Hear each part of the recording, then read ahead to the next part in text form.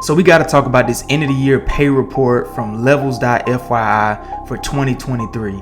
If you don't know what Level.fyi is, they provide salary transparency in the tech industry, mostly leans toward big tech and tech career roles. They give you total compensation packages. It just helps you with your salary and negotiations out in the industry.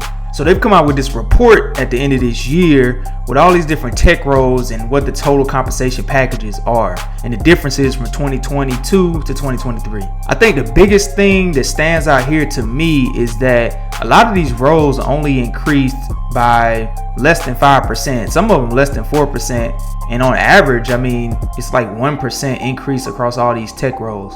What that says to me is that the increase is not meeting the rate of inflation, which I don't even know what the rate of inflation is, but based on my experience, it ain't that and what everybody else is saying. So how can you use this to your advantage? Well, if you're going for a new job and doing salary negotiations, or if you're at your same job and asking for a raise, what you can do is take this as a data point to say what the trend of what other people are getting paid and what the increase difference has been since last year. Or you can use it as, if you're underpaid, you can use it kind of as a data point to help set the bar at where you think you should be. They're also showing the top pay by engineering level.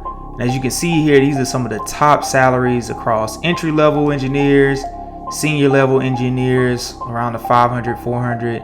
Damn. Staff engineers and principal engineers, almost like $1 million for some of these here. Damn.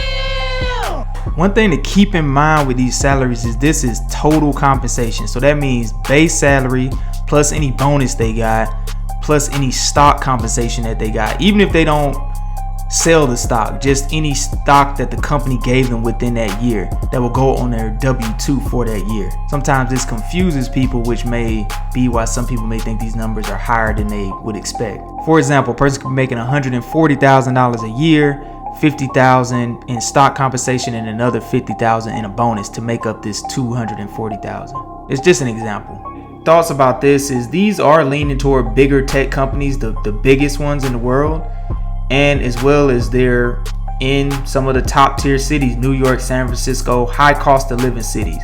So take that with a grain of salt. You can see like these are matching to high cost of living areas.